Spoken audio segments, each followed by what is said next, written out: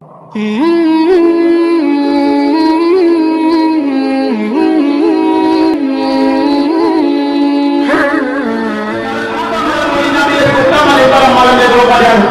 tiga perkara. Apa tiga perkara tersebut? Yang pertama, malam Lailatul Qadar adalah malam turunnya malaikat, dan sedangkan malam Maulid adalah malam turunnya malam lahirnya Nabi besar Muhammad SAW. Yang kedua, malam Lailatul Qadar adalah anugerah yang Allah berikan kepada umat Nabi Muhammad saja, tidak untuk umat-umat yang lainnya. Sedangkan malam kelahiran Nabi itu adalah karunia Allah untuk seluruh alam semesta. Berarti kalau bukan karena kelahiran Nabi, tidak akan ada malam Lailatul Qadar. Yang ketiga, Lailatul Qadar adalah karunia dan rahmat Allah bagi umat Nabi Muhammad saja, bukan untuk umat yang lainnya. Sedangkan lahirnya Nabi itu adalah rahmat Allah oleh Allah, bukan hanya untuk umat Nabi saja, tapi untuk seluruh umat. Menurut tentang kalian tahu dan sehingga tahu dari orang yang manfaat bila umat manusia. Begitu Allah Subhanahu Wa Taala kadang kalian tahu ada yang sudah dijadikan pengiat untuk ilmu bumi, tapi Allah menjadikan dalam kata supaya jadi nasihat bila umat manusia ambil di alam dunia. Sebagaimana Sayyidina Umar radhiyallahu anhu adalah dia tidak menjadikan diri kita menjadikan. Allah Umar radhiyallahu anhu al-qubur al-ba'atul ahal wa al-wujud wa nafsu syahwat wa mautu al-a'ma wa qabru al-nadama. Orang ada usaha Umar radhiyallahu anhu al-qubur ay maghfirah tauhid eta ada ayat Allah al-awwal baru dulu bilang dan tidak dosa wa nafsi di ayat tidak ada syahwat tidak dan tidak syahwat wal mautu di ayat ada baru amal baru dan tidak umur wal mautu di ayat kubur ada baru nadama. Jangan bakal nerima karena nikmat karena mesti kasih Gusti Allah Subhanahu. Bahkan cuma itu di mana-mana jamaah terus ngerasa syukur karena nikmat Allah Subhanahu Wa Taala, terus kita kasih jamaahnya ucapkan karena lafaz alhamdulillah, maka Allah Subhanahu Wa Taala bakal jumpokan karena kamu berbukti sejauh sakumaha Rasulullah Sallallahu Alaihi Wasallam kalau kita sampai Islam ma'an Allah Taala ala abdi nikmatan faqala alhamdulillah illa syukur ma'an ama seperti mereka nikmat sa Allah Ta'ala Gusti Allah Ta'ala ala abdin kana hiji hamba nikmatan kana hiji nikmat illa asyukur menciptakan adanya makhluk menjadikan adanya sang Khalik yaitu Allah Subhanahu Wa Ta'ala, Allah yang maha kuasa, Allah yang maha perkasa, Allah yang maha bijaksana, dan Allah yang maha esa. Tidak Tuhan selain Allah Subhanahu Wa Ta'ala. Keyakinan itu juga sering kita baca dalam kalimat La ilaha illallah. Tidak Tuhan berhak disembah kecuali Allah yang maha gagah. Yakinkan dalam sekali kitab bahwa Allah Subhanahu Wa Ta'ala manusia bisa lepas tidak pernah menjadi jasana orang lain. Dimulai perkara letik seperti halak kedaharan pakaian saja mana, tetapi ayah jibran ayah jasa anu lebih gede anu lebih agam nyatana peran kedua orang tua. Hakikat Gusti Allah Subhanahu Wa Ta'ala syariat kedua orang tua sabab orang ada di alam dunia mustahil. Saya yakin harus bisa kedua peran itu sang bapak orang wal ayah di alam dunia. Tetapi ironisnya di zaman ayeuna loba jalma anu durhaka, loba jalma anu nganggap remeh, loba jalma anu nganggap sepele karena perjuangan orang tua anu kacida gede. Maka ketika kita melihat kepada orang yang dilebihkan dari kita, janganlah kita merasa benci, janganlah kita merasa dengki, dan janganlah kita merasa iri, karena itu bukan jalan yang benar. Tapi Rasulullah SAW memberikan kepada kita cara yang benar ketika kita ketika kita menghadapi orang yang dilebihkan dari kita. Tertulis dalam kitab hadis Bismillahirrahmanirrahim idza nadara ahadukum ila man qutila alaihi bil manni wal qalbi falyanzur ila man huwa. Seluruh makhluk Allah akan binasa ketika waktunya sudah tiba. Hatta malaikat Israel, malaikat pencabut nyawa akan tiada ketika waktunya sudah tiba. Allah Subhanahu wa Ta'ala ingatkan kita bukan dengan khutbah Jumat, karena tidak seluruh umat manusia bisa pergi ke masjid. Allah Subhanahu wa Ta'ala ingatkan kita bukan dengan pengajian, karena masih banyak manusia yang benci terhadap ulama. Tapi Allah Subhanahu wa Ta'ala ingatkan kita dengan matinya ayah kita, ibu kita, saudara-saudara kita. Kita melihat mereka terbujur kabur, tapi kenapa tidak mengambil pelajaran darinya? Wa kafa bil mauti wa ija. Cukuplah maut sebagai nasihat bagi kita. Nasihat yang tak berbunyi, nasihat yang tak bersuara, nasihat yang tidak bertindak dan tidak pula bertema. Nasihat yang diam seribu bahasa. Namun kenapa manusia tidak mengambil nasihat darinya? Manusia tetap rakus dan trauma. Manusia tetap mengajar dunia seperti mengejar menginginkan keselamatan dunia dan akhirat. Namun di sisi lain manusia tersebut bukan hanya menginginkan keselamatan dunia dan akhirat saja, tapi juga menginginkan derajat yang tinggi baik di hadapan Allah begitu pula di hadapan manusia.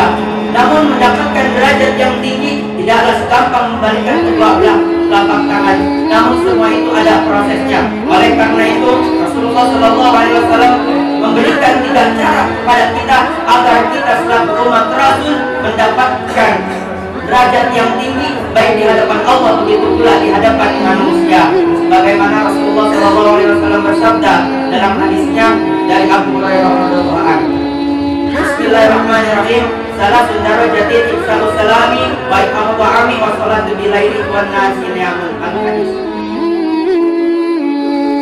Ketika orang sadaya hanya dari seorang ustaz, ketika orang sadaya hanya dari seorang muallim, hanya dari seorang kiai, maka perjalanan perjalanan sedangkan hati pikirkan kurang sadaya. Bisa orang bersejarah perjalanan para rasul para nabi, anu kajian pahit berbeda. Contoh salah satunya perjalanan baginda Nabi Muhammad sallallahu alaihi wasallam, anu kajian pahit berbeda. Sewaktu ketika baginda Nabi Muhammad sallallahu alaihi wasallam masih dalam kandungan ibundanya, ayahanda Rasulullah sallallahu alaihi wasallam yang bernama Abdullah bin Abdul Muttalib, beliau wafat ketika berusia 18 tahun. Dan ketika wafatnya tersebut dijelaskan dalam kitab ada tersebut perkara sepinggul rasa takabur, sepinggul rasa gumulur, dan sepinggul rasa sombong tabatu di dalam menangikan alur jabatan batu. Padahal Allah Subhanahu wa Ta'ala ketika cinta kajar man sombong. Sebenarnya Allah Subhanahu wa Ta'ala ada dalam Al-Quran surat An-Nisa ayat ke-36. A'udzu billahi minasyaitonir rajim. Bismillahirrahmanirrahim. Inna Allah la yuhibbu man kana mukhtalan fakhura. Sesungguhnya Allah tidak suka kejaman sombong dan membanggakan diri. Hadirin Subhanahu wa Ta'ala yang mana masuk dalam surganya Allah Subhanahu wa Ta'ala dan masuk dalam neraka Allah Subhanahu wa Ta'ala pasti ada sebabnya. Perlu kita ingat, kita berhati-hati terhadap perkara yang bisa memasuki kita ke dalam api nerakanya Allah Subhanahu wa Ta'ala dengan cara menjaga lisan kita. Lisan adalah anggota tubuh yang tidak susah untuk dikendalikan. Banyak orang yang tidak bisa menjaga lisannya, makian ia lontarkan tanpa ia pikirkan. Bahwa sangat kurang selaku manusia menciptakan Allah Subhanahu wa Ta'ala karenanya. Ketika ditanya, kalau hidup bahagia apa sengsara? Pasti jawaban yang bahagia. Arek kita pajawa, arek kita pulang perang, arek kita rakyat, arek kita pun dan juga sekalipun dan tidak pernah ditanya bahagia apa sengsara? Pasti jawaban yang bahagia. Dengan kita setiap jalan ayah jalan menyesal, hidup dan menuju jalan kebahagiaan. Makanya lebih biasa pada jalan-jalan kesengsaraan, jalan-jalan ke maksiatan, dan jalan-jalan setan. Makanya lebih biasa pada maksiat Allah Subhanahu wa Ta'ala. Makanya ketika hidup orang yang bahagia, orang berdoa, Allah Subhanahu wa Ta'ala. misalkan orang diberi nikmat Allah Subhanahu wa taala, orang mungkin aya di tempat yang makana orang ketika diberi nikmat Allah Subhanahu wa taala, orang kudu syukuri kana nikmat yang orang Allah Subhanahu wa taala kasih. Syukur di dieu kabagi tilu anu kahiji nyaeta syukur bil qalbi, nyaeta syukur kalawan hate. Jadi hati orang kudu selalu bersyukur, eta mah arek anu leutik, arek anu gede eta mah kudu urang syukuri. Sebab kunaon? Sebab eta merupakan nikmat anu kudu urang diterima. Banyak menurunkan firman kepada Rasulullah. Allah Subhanahu wa taala telah banyak sekali menurunkan surat kepada Rasulullah, tetapi hanya Allah Subhanahu wa taala menurunkan satu surat yang mana isi kandungan surat tersebut hanya memuji Allah, hanya mengagungkan Allah, yakni a'udzu billahi minasyaitonir rajim. Bismillahirrahmanirrahim. Qul huwallahu ahad, Allahus samad, lam yalid wa lam yulad wa lam yakul lahu kufuwan ahad. Surat tersebut akhirnya diberi nama surat Al-Ikhlas.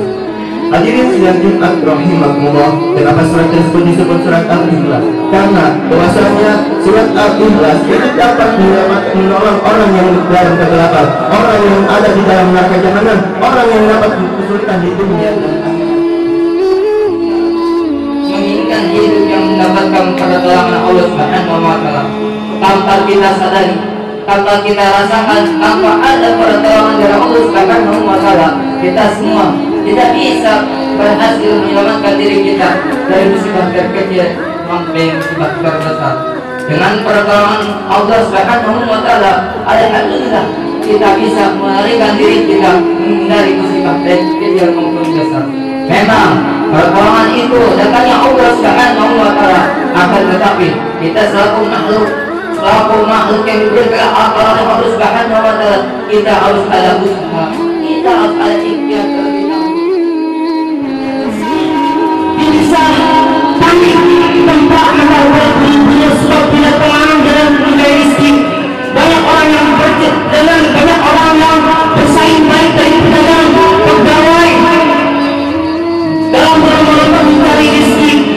Sebab kalau punya yang hidupnya masing-masing di dunia. Karena orang-orang yang penuh seperti itulah yang berniat untuk punya rezeki yang halal. Tapi mengapa di zaman sekarang banyak orang-orang punya rezeki dengan cara perkara yang haram? Contohnya seperti koruptor yang kerjaannya ribut dan menerima dari perkara-perkara yang haram. Artinya tiap-tiap jiwa akan merasakan kematian. Sesungguhnya pada hari kiamat akan disempurnakan pahala. Barang siapa yang dijauhkan dari neraka dan dimasukkan ke dalam surga, maka sungguh ia telah beruntung dalam kehidupan dunia. Inilah kehidupannya memperdayakan. Ayat di atas adalah merupakan ayat yang apabila dibaca maka menjadi berkaca-kaca. Apabila terdengar oleh hati maka ia menjadi kebenaran. Apabila terdengar oleh seseorang yang ia akan membuat dia ingat bahwa dirinya pasti akan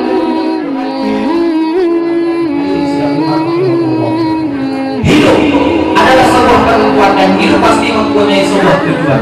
Beruntunglah bagi orang-orang yang mempunyai tujuan surga beserta keindahan sebagai tempat peristirahatan.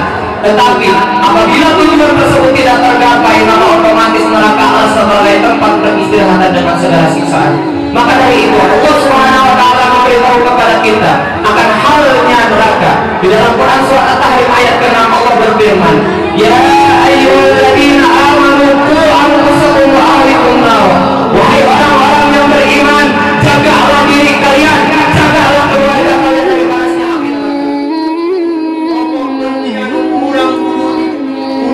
Ayat tidak diurang sadayana, karena dengan akhlak orang bisa beda jeung binatang. Karena dengan akhlak orang bisa beda jeung binatang. Binatang wajar terus tengabogaan akhlak, karena binatang cuma diberi awalnya dulu setengahun mana anu hak, mana anu batil, setengahun mana anu benar, mana anu salah. Tetapi lalu manusia tengabogaan akhlak dan tidak kewajaran sempurna. Sebab manusia dilewihkan ku Allah Subhanahu wa ta'ala kalawan diberi akhlak anu sempurna,